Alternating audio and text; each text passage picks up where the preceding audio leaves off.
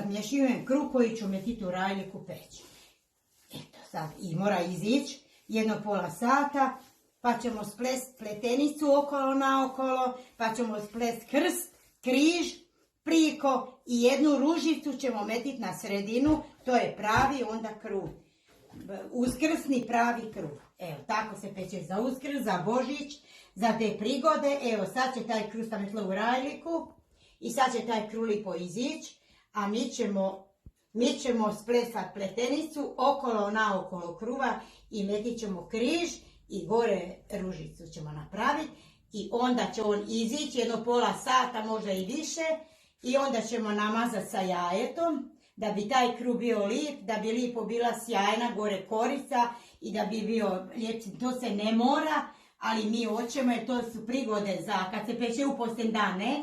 Ali za takve prigode Uskrsa, Božića i tako, to se tako namaže i onda se kad iziđe meti se peć, kad se ispeče, izvadi se i umije se sa mlakom vodom, istreseš ga, zamotaš ga u stolnjak da bi bio mekan i to je to.